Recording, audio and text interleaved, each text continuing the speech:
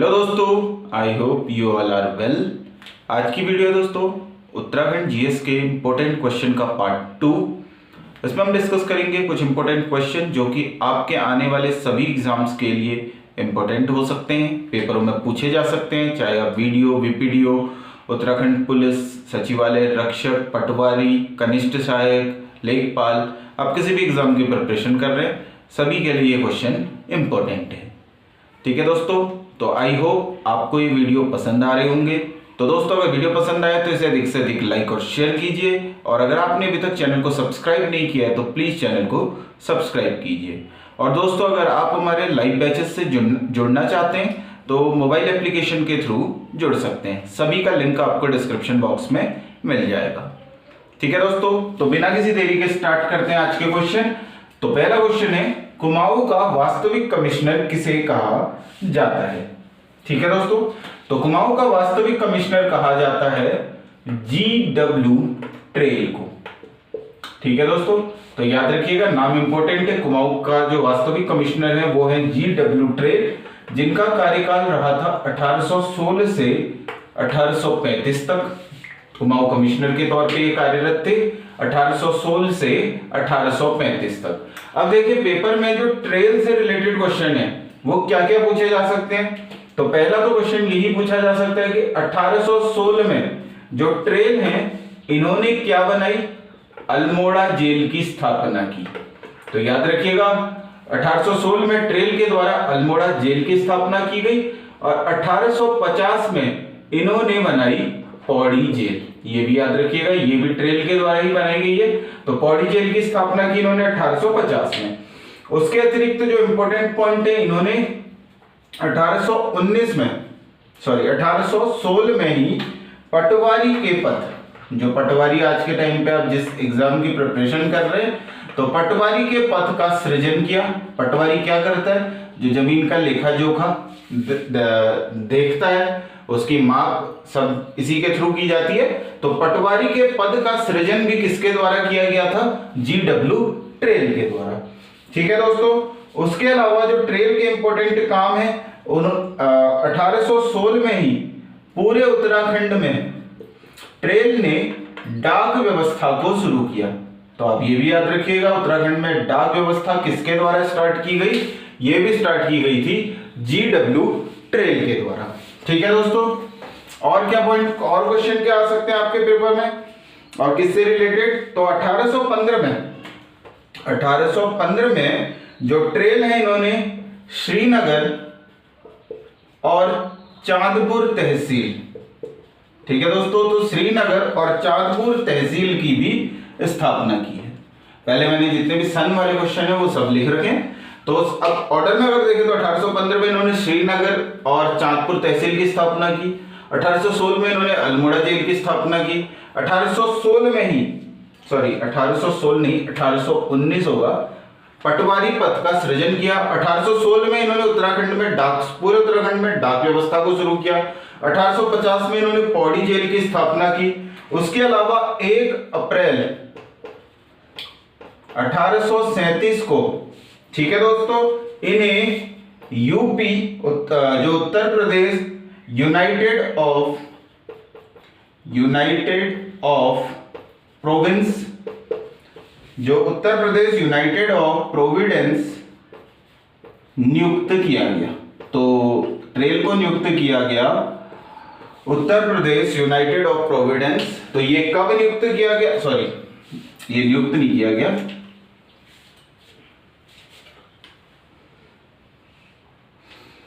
1 अप्रैल 1837 को जो Uttar Pradesh United of Providence, इसमें जो उत्तराखंड या कुमाऊं का विलय किया गया। ठीक है दोस्तों, तो इसमें क्या हुआ? कुमाऊं का विलय हुआ, ये भी याद रखिएगा। Uttar Pradesh United of Providence, तो कुमाऊं का विलय कब हुआ है? 1 अप्रैल 1837 में। ठीक है दोस्तों, और ट्रेल से संबंधित इन्हें क्या कहा जाता है? ये हल्द्वानी के संस्थापक हैं। जो हल्द्वानी शहर है उसके संस्थापक कौन है? ये भी हैं ट्रेल। उसके अलावा कोटद्वार में जो पहला पुलिस थाना बना था पहला पुलिस थाना, उसकी भी वो भी बनाया गया था ट्रेल के द्वारा। ठीक है दोस्तों, तो कोटद्वार में पहला पुलिस स्टेशन भी बनाया गया किसके द्वारा? ट्रेल के द्वारा। ठीक है दोस्तों, उसके अलावा राजस्व पुलिस, एक चीज और याद रखिएगा, ये सबसे इंपॉर्टेंट पॉइंट में से एक है। तो राजस्व पुलिस व्यवस्था का जनक किन्हें कहा जाता है?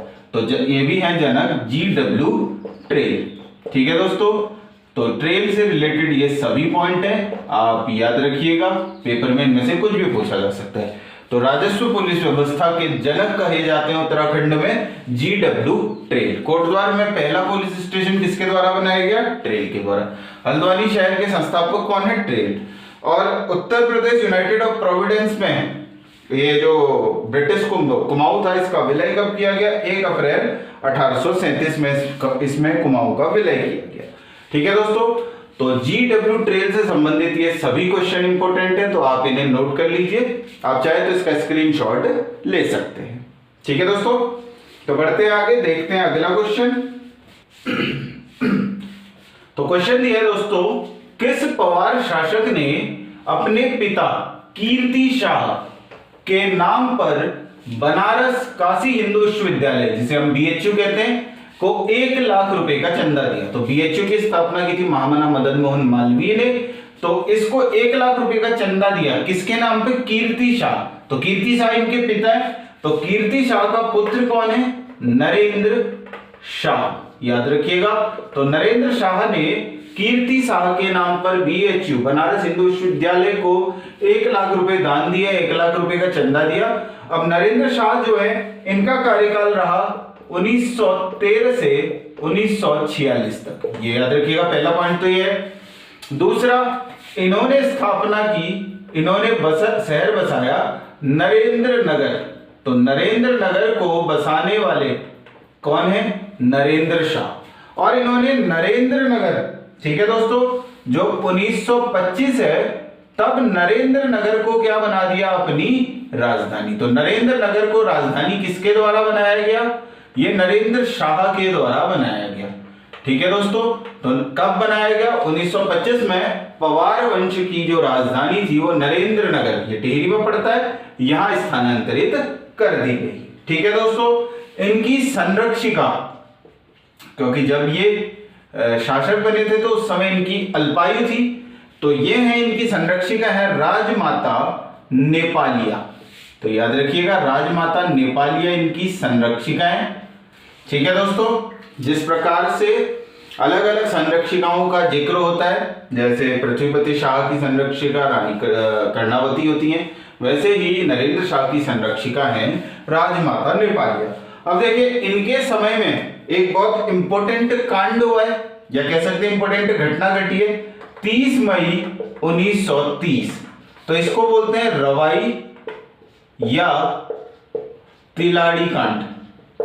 ठीक है दोस्तों, तो रवाई या तिलाड़ी कांड, ठीक है, ये उत्तरकाशी में एक क्षेत्र जगह पड़ती है तिलाड़ी कांड, तिलाड़ी, तो यमुना नदी के तट पर यह क्षेत्र स्थित है। तो रवाई कांड या तिलारी कांड इसके नाम से इस हत्याकांड को जाना जाता है, और जिसे उत्तराखंड में जलियांवाला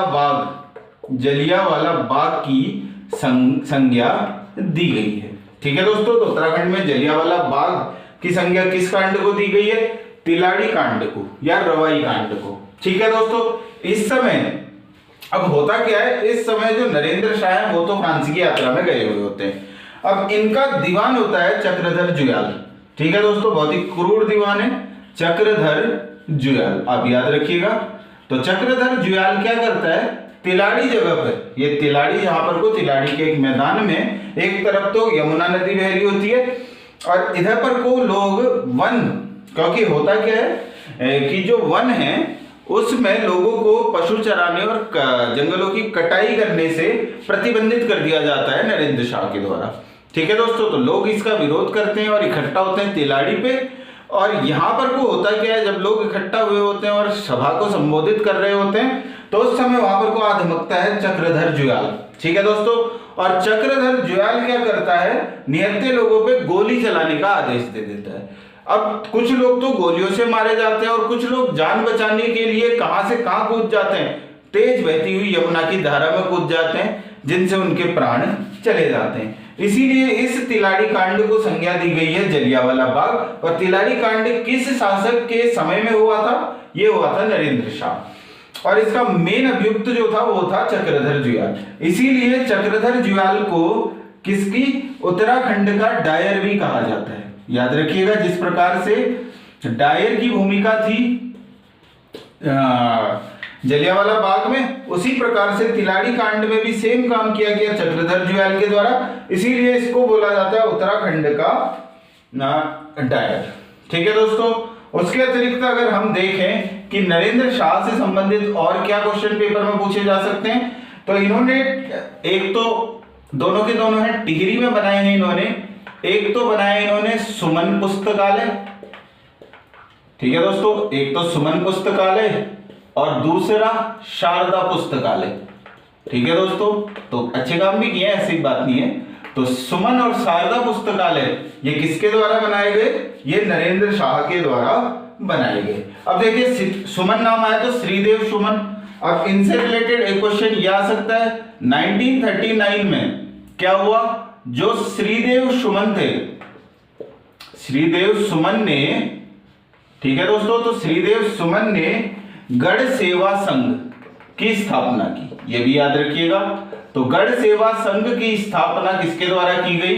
ये श्रीदेव सुमन के द्वारा की गई 1939 में। और याद रखिएगा, जो श्रीदेव सुमन है 25 जुलाई 1944 को 46 दिन की भूख हड़ताल के बाद इनकी मृत्यु हो गई थी। ठीक है दोस्तों, तो ये नरेंद्र शाह के खिलाफ भूख हड़ताल पे बैठे हुए थे। तो 25 जुलाई 1944 को 46 दिन की भूख हड़ताल के बाद श्रीदेव सुमन की मृत्यु हो जाती है। इसीलिए हर साल 25 जुलाई को टिहरी में, ठीक है दोस्तों, जो है इसको विजय दिवस,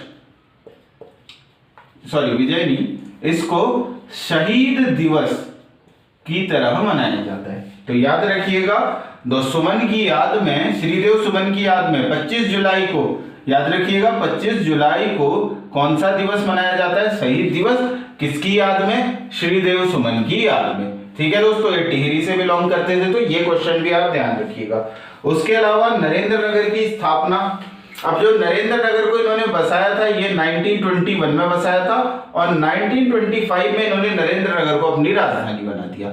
ठीक है दोस्तों, उसके अलावा इन्होंने 1938 में एक और काम किया था। ये किया था इन्होंने नरेंद्र नगर में, जो नरेंद्र नगर है, यहां नरेंद्र नगर में टिहरी हाई कोर्ट की, ठीक है दोस्तों, तो टिहरी हाई कोर्ट की इन्होंने स्थापना की। तो टिहरी हाई कोर्ट की स्थापना किसके द्वारा की गई? नरेंद्र शाह के द्वारा। कहां की गई? नरेंद्र नगर में। ठीक है दोस्तों, और 1942 में इन्होंने टिहरी में कन्या पाठशाला भी बनाई। तो ये सभी पॉइंट है, आप ध्यान रखिएगा, इसमें से कुछ भी आ सकता है नरेंद्र शाह के ऊपर। तो क्वेश्चन एक है, उससे हम कोशिश करते हैं कि 10 से 15 या 20 जितने ज्यादा से ज्यादा क्वेश्चन मिल सके वो आपको एक क्वेश्चन के थ्रू हम करा दें। ठीक है दोस्तों, अब क्वेश्चन तो बहुत सारे हो सकते हैं, मैं इसमें 50 क्वेश्चन भी बना सकता हूं, ठीक है, लेकिन उतना समेट पाना या उतना याद रख पाना एक क्वेश्चन के साथ मुश्किल होता है। इसलिए हम कोशिश करते हैं कि उतने क्वेश्चन आपको याद कराएं इनके साथ जितने इनके साथ याद हो सकते हैं। तो पहला क्वेश्चन तो क्या हो गया? नरेंद्र शाह के पिता का नाम कीर्ति शाह। अब कीर्ति शाह के नाम पर नरेंद्र शाह ने बनारस हिंदू विश्वविद्यालय को 1 लाख रुपए दान दिए, एक यही बन गए। उसके अलावा नरेंद्र शाह का कार्यकाल 1913 से 1946। नरेंद्र शाह ने नरेंद्र नगर को बसाया 1921 में। उसके अतिरिक्त नरेंद्र नगर को राजधानी कब बनाया गया? 1925 में, नरेंद्र शाह के द्वारा। नरेंद्र शाह की संरक्षिका थी राजमाता नेपालिया। उसके अतिरिक्त जो तिलारी कांड या रवाई कांड किस शासक के शासनकाल में हुआ? नरेंद्र शाह के समय। कब हुआ? 30 मई 1930 को। इस कांड को किसकी संज्ञा दी गई है? जलियांवाला बाग की। इस कांड का मुख्य अभियुक्त था नरेंद्र शाह का दीवान चक्रधर जुयाल, जिसे उत्तराखंड का क्या बोला जाता है? डायर बोला जाता है। उसके अलावा नरेंद्र शाह ने टिहरी में सुमन पुस्तकालय और शारदा पुस्तकालय की स्थापना की।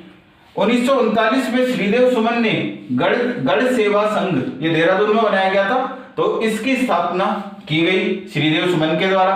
श्रीदेव सुमन 25 जुलाई 1944 को 46 दिन की भूख हड़ताल के बाद इनकी मृत्यु हो जाती है, इसीलिए हर साल 25 जुलाई को शहीद दिवस के रूप में मनाया जाता है।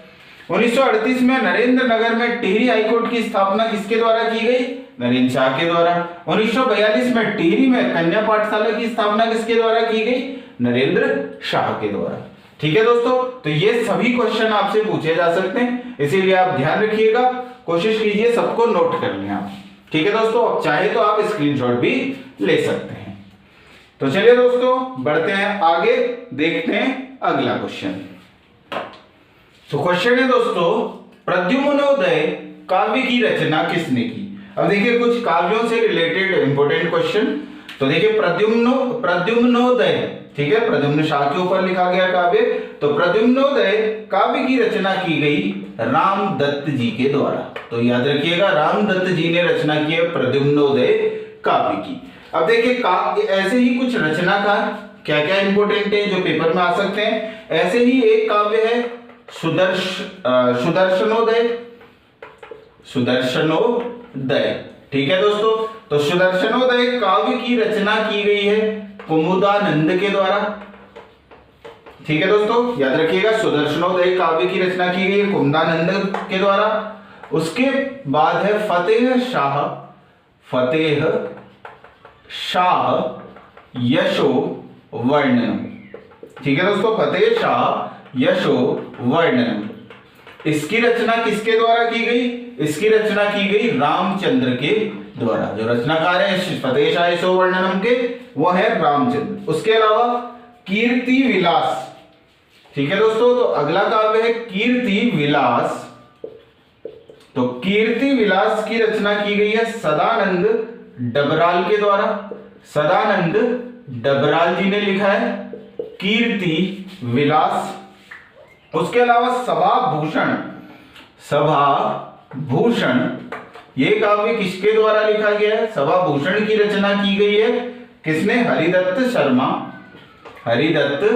शर्मा जी ने रचना की है। उसके अतिरिक्त है कनक वंश महाकाव्य, इसकी रचना की गई है बालकृष्ण भट्ट के द्वारा। बालकृष्ण भट्ट, तो याद रखिएगा इनको भी। उसके अतिरिक्त है भवानी मिलाप, इसकी रचना किसके द्वारा की गई है? भवानी मिलाप के रचनाकार हैं योगेंद्र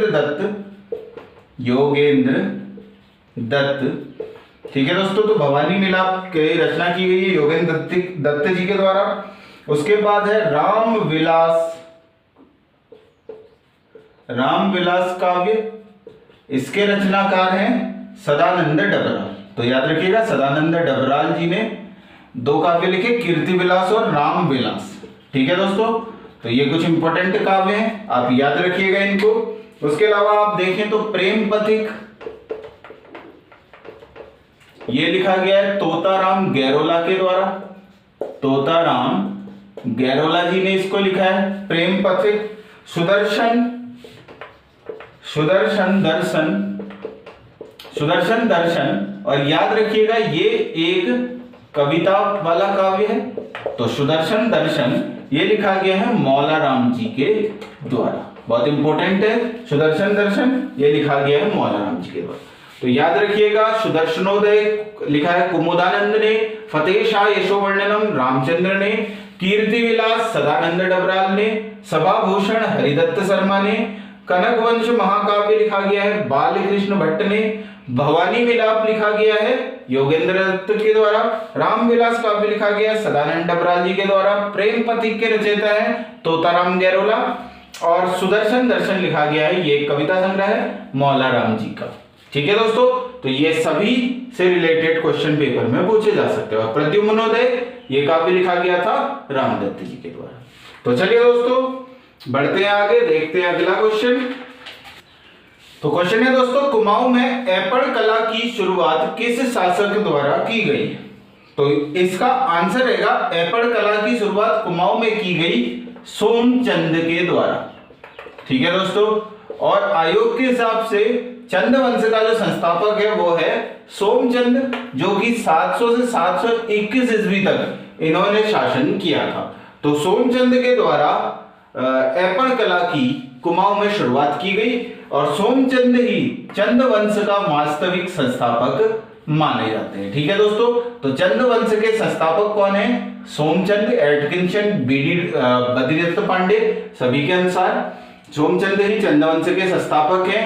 ठीक है दोस्तों, तो हुआ क्या था, सोमचंद है वो झूसी, ठीक है दोस्तों, झूसी इलाहाबाद से उत्तराखंड आए हुए थे और झूसी इलाहाबाद क्षेत्र से ये बिलोंग करते थे। ठीक है दोस्तों, तो उस समय कत्यूरी शासक ब्रह्मदेव ने अपनी पुत्री रमा या रंभा, कुछ भी बोलते हैं, रमा या रंभा के साथ सोमचंद का क्या कराया था? विवाह किया था और इन्होंने चंपावत में, ठीक है दोस्तों, जो चंपावत जिला है, यहां अपनी राजधानी बनाई और चंपावत में चंद वंश की स्थापना की। और ध्यान रखिएगा, चंपावत में ही इन्होंने राजबुंगा का किला या कह सकते हैं सुई का किला, तो सुई का किला और राजबुंगा का किला किसके द्वारा बनाया गया? सोमचंद के द्वारा। कहां ये बनाया गया? चंपावत में। ठीक है दोस्तों, उसके अलावा अगर एक और किले की बात करें तो चारण उचार किला, ये भी किसके द्वारा बनाया गया? सोमचंद के द्वारा बनाया गया चंपावत में। तीनों ही किले बनाए सोमचंद ने चंपावत में। ठीक है दोस्तों, उसके अलावा राजबुंगा का किला है, सुई का किला, ये जो है इसका शेप जो मिलेगा आपको, कैसा शेप है? अंडाकार शेप का ये किला है। ठीक है दोस्तों, तो क्वेश्चन ये भी पूछा जा सकता है, राजबुंगा का किला किस आकार का है? तो ये किस आकार का है? अंडाकार आकार का है। उसके अलावा इन्होंने अपने 4 किलेदार नियुक्त किए थे जो किले की रखवाली करते थे। इसमें कौन कौन थे? इसमें थे बोरा, कारकी, तड़ागी और चौधरी। तो ये 4 कास्ट के लोग थे, इन्होंने 4 अपने किलेदार इनको नियुक्त किया था और इसी को क्या बोला गया? चाराल। ठीक है दोस्तों, तो 4 किलेदार जिसको चाराल बोला गया। तो चाराल किसने बनाए थे? ये भी सोमचंद ने। उसके अलावा सोमचंद के ही नाम से जुड़ा हुआ है चौथानी ब्राह्मण। तो चौथानी ब्राह्मण किसके द्वारा नियुक्त किए गए थे? ये भी सोमचंद के द्वारा नियुक्त किए गए थे। ठीक है दोस्तों, उसके अलावा कुमाऊं में पहली बार या प्रथम बार पंचायत राज व्यवस्था, ठीक है दोस्तों, तो पंचायत राज व्यवस्था को शुरुआत करने वाले कौन है शासक? ये भी है सोमचंद। तो कुमाऊं में पंचायत राज व्यवस्था के संस्थापक या पंचायत राज व्यवस्था को शुरू करने वाले शासक हैं कौन है? हमारे सोमचंद। उसके अलावा अगर हम चंदों के राज्य चिन्ह की बात करें तो चंदों का राज्य चिन्ह क्या था? तो चंदों का राज्य चिन्ह था गाय। इसका मतलब इनके ध्वज में जो राज्य चिन्ह अंकित होता था, जैसे हमारा सारनाथ का जो अशोक की लाट है वो है हमारा आजकल जो हमारा देश का राष्ट्र राज्य प्रतीक है, वैसे ही राज्य चिन्ह जो चंद वंशों का था वो था गाय। और अगर बात करें सोमचंद की तो ये किसके उपासक थे? ये शिव के उपासक थे। तो ये सभी पॉइंट आप ध्यान रखिएगा। ठीक है दोस्तों, तो सोमचंद ही चंद्रवंश के वास्तविक संस्थापक हैं। ये झूसी इलाहाबाद से आए थे। ब्रह्मदेव की पुत्री, कत्यूरी शासक ब्रह्मदेव की पुत्री रमा या रंभा के साथ इनका विवाह हुआ। चंपावत में इन्होंने चंद्रवंश की नींव रखी। यहाँ इन्होंने राजबुंगा का किला, सुई का किला, चारण उचार का किला ये बनवाए। राजबुंगा का किला अंडाकार आकार का है। इन्होंने 4 किलेदार नियुक्त किए, बोरा, कारकी, तड़ागी, चौधरी। हाँ, एक और चीज याद रखिएगा, इनका जो सेनापति था वो कौन था? वो था कालू तड़ागी। तो कालू तड़ागी किसका सेनापति था? सोमचंद का। ठीक है दोस्तों, उसके अतिरिक्त इन्होंने चौथानी ब्राह्मण ये भी नियुक्त करे। कुमाऊं में पहली बार पंचायत राज व्यवस्था को शुरुआत की गई सोमचंद के द्वारा। चंद्रवंश का राज चिन्ह था गाय और सोमचंद थे शिव के उपासक। उसके अलावा ऐपड़ कला को कुमाऊं में शुरुआत करने वाले कौन है? सोमचंद। ठीक है दोस्तों, दीपावली के अवसर पर या शुभ कार्यों के अवसर पर आपने देखा होगा महिलाएं देलियों में या मंदिरों में ऐपड़ डालती हैं, उसी को बोला जाता है ऐपड़ कला। ठीक है दोस्तों, ये भारत के भिन्न भिन्न राज्यों में भी इस कला का प्रचलन है, जैसे बिहार में, मध्य प्रदेश में, राजस्थान में, बहुत सारी है, महाराष्ट्र, इन सब जगह भी इस कला का प्रचलन है। लेकिन अगर कुमाऊं की बात करें तो उत्तराखंड या कुमाऊं की बात करें तो ये सोमचंद के द्वारा शुरू की गई थी। ठीक है दोस्तों, तो बढ़ते हैं आगे, देखते हैं अगला क्वेश्चन।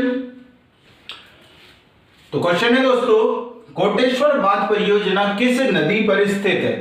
तो कोटेश्वर बांध परियोजना बनी है भागीरथी नदी पर। भागीरथी, ठीक है दोस्तों, जिसे हम गंगा भी कहते हैं। स्टार्टिंग में इसका नाम भागीरथी होता है, देवप्रयाग के बाद जब इससे अलकनंदा मिल जाती है वहां से फिर इसका नाम क्या पड़ जाता है? गंगा। और कोटेश्वर बांध परियोजना कौन से जिले में है? तो ये है टिहरी जिले में। ठीक है दोस्तों, अब देखते हैं टिहरी जिले की कुछ और प्रमुख परियोजनाएं। ठीक है, तो पहली परियोजना है लगरासू। लगरासू परियोजना, तो लगरासू परियोजना किस नदी पे है? तो लगरासू परियोजना है अगलाड़। अगलाड़ एक तरीके की छोटी गाड़ होगी या गधेरा होगा। ठीक है दोस्तों, छोटी नदियों को गाड़ बोल देते हैं हमारे वहां उत्तराखंड में। तो अगलाड़ नदी पर बनी हुई है लगरासू परियोजना। सारी की सारी परियोजनाएं टिहरी जिले पे ही हैं, तो ध्यान रखिएगा। उसके अलावा है झालाकोट। झालाकोट परियोजना, झालाकोट परियोजना है धर्मगंगा पर। ठीक है दोस्तों, ये भी टिहरी जिले में। उसके अतिरिक्त जो परियोजना है एक और आप देख लीजिए, भिलंगना। भिलंगना बांध। ठीक है दोस्तों, तो भिलंगना बांध अब इसके नाम से ही है, ये भिलंगना नदी पर स्थित है। ठीक है दोस्तों, और ये भी कहां स्थित है? टिहरी जिले में। तो टिहरी जिले की ये चार प्रमुख परियोजनाएं आप ध्यान रखिएगा, कोटेश्वर बांध परियोजना, लगरासू परियोजना, झालाकोट परियोजना, भिलंगना बांध। और ये भी नाम याद रखिएगा कि ये है अलगाड़ पर, दूसरी है धर्मगंगा पर और ये भिलंगना नदी पर। तो पेपर में क्वेश्चन पूछे जा सकते हैं परियोजनाओं से, तो आप इनको भी ध्यान में रखिएगा। आज मैंने आपको टिहरी की परियोजनाएं बताई हैं, चार ही परियोजनाएं आप आसानी से याद रख सकते हैं। तो चलिए दोस्तों देखते हैं अगला क्वेश्चन। तो क्वेश्चन दिया है दोस्तों हमें, भिटाऊ जलप्रपात, जिसे हम झरना बोलते हैं, वाटरफॉल। तो भिटाऊ वाटरफॉल या भिटाऊ झरना या भिटाऊ जलप्रपात कहां स्थित है? तो ये है कपकोट। और कपकोट कौन से जिले में है? बागेश्वर। तो याद रखिएगा, पेपर में दोनों ही तरीके से क्वेश्चन आ सकता है। भिटाऊ जलप्रपात कहां स्थित है? जिला दिया होगा तो बागेश्वर, अगर पर्टिकुलर स्थान दिया होगा तो कपकोट।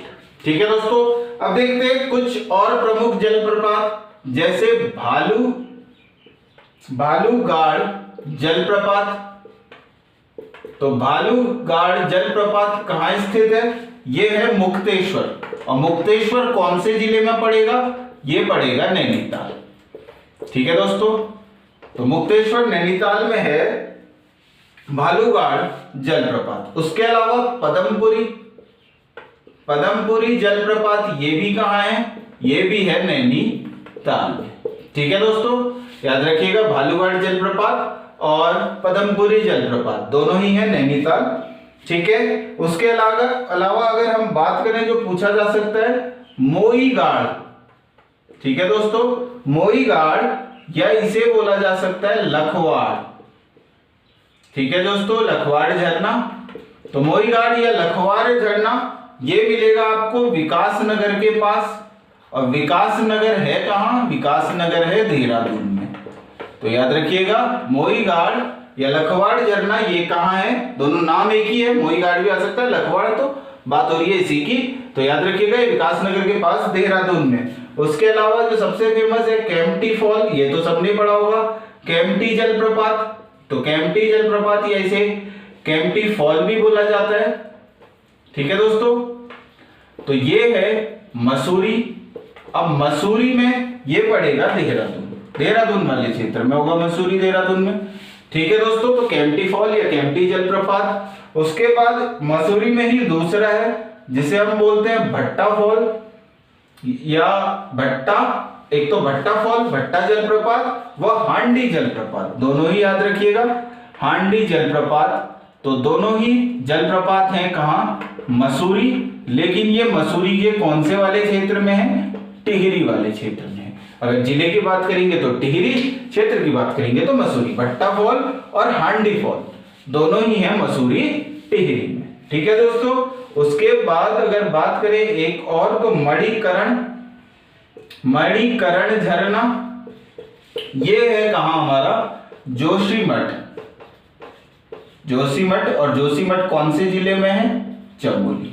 ठीक है दोस्तों, उसी के बाद अगर बात करें पिथौरागढ़ के फेमस बिरती फॉल की, तो ये भी पूछा जा सकता है बिरती झरना या बिरती जलप्रपात या बिरती फॉल, ये कहाँ है? पिथौरागढ़ में। तो आप याद रखिएगा कपकोट बागेश्वर में भिटाऊ जलप्रपात। उसके अलावा भालूगाड़ कहाँ है? मुक्तेश्वर नैनीताल में। पदमपुरी नैनीताल में। मोईगाड़ लखवाड़ यह है विकासनगर के पास देहरादून। केम्प्टी फॉल मसूरी देहरादून। भट्टा फॉल और हांडी फॉल दोनों ही है मसूरी टिहरी। और ये है मणिकरण झरना, ये पड़ेगा आपका जोशीमठ चमोली में।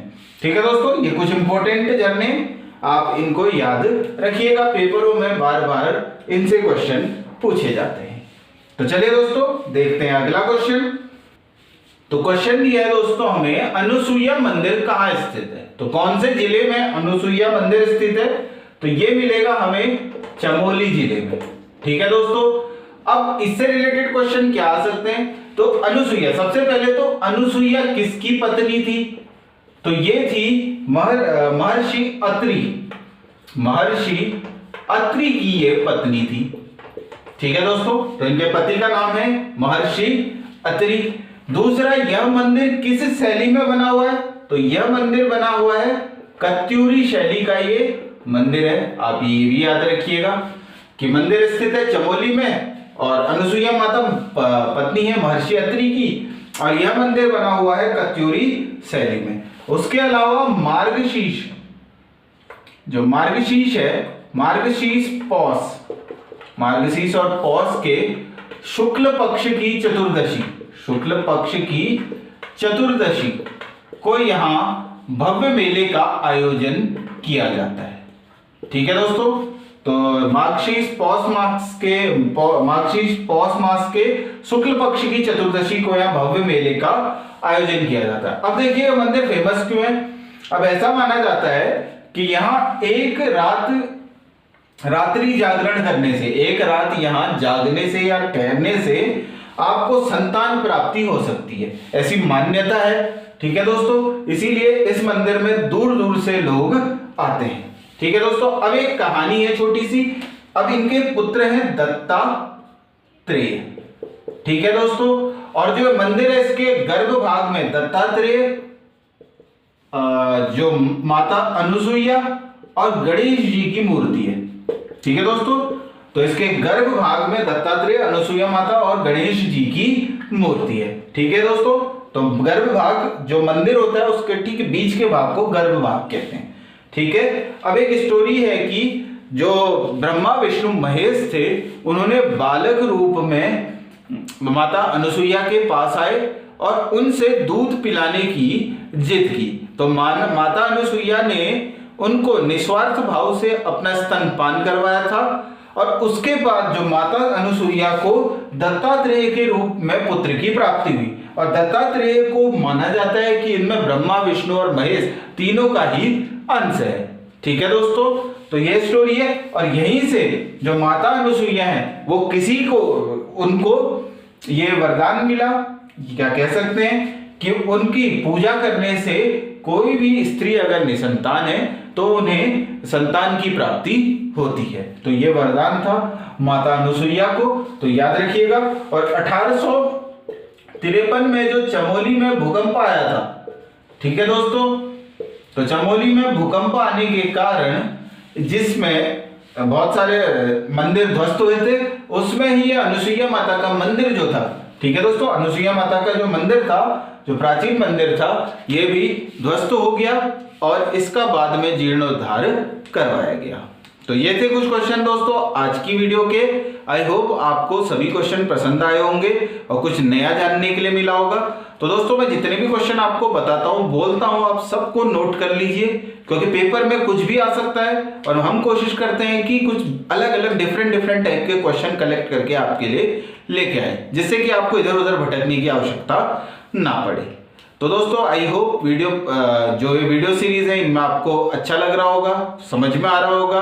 तो दोस्तों वीडियो को अधिक से अधिक लाइक और शेयर कीजिए। अगर दोस्तों चैनल को सब्सक्राइब नहीं किया तो प्लीज चैनल को सब्सक्राइब कीजिए। और अगर आप हमारे लाइव बैचेस से जुड़ना चाहते हैं तो हमारी मोबाइल एप्लीकेशन के थ्रू हमसे जुड़ सकते हैं। उसके अलावा अगर आपको कोई भी क्वेश्चन, डाउट, क्वेरी, कोई सजेशन हमें देना है तो आप व्हाट्सएप, टेलीग्राम, फेसबुक या कमेंट सेक्शन के थ्रू हमें दे सकते हैं। ठीक है दोस्तों, तो अगर आपको कोई भी क्वेरी अगर मुझसे पर्सनल पूछना है तो ये मेरा व्हाट्सएप नंबर है 9410313693। आप इससे भी मुझसे क्वेश्चन या कोई भी क्वेरी हो तो आप पूछ सकते हैं। ठीक है दोस्तों, तो इसी तरह आप दोस्तों पढ़ते रहिए, अच्छी तरह से कोशिश कीजिए, क्योंकि ये जो अभी का समय है ये आपके रिवीजन के लिए बहुत अच्छा समय है। तो आप इन वीडियोस को बार बार देखिए, जिससे कि आपको ये क्वेश्चन याद हो जाए, क्योंकि आने वाले टाइम पे पेपर जरूर होंगे और हम उम्मीद करते हैं कि आपका सिलेक्शन यहाँ से जरूर होगा। ठीक है दोस्तों, इसी आशा के साथ आपका दिन शुभ हो। जय हिंद, वंदे मातरम, जय उत्तराखंड।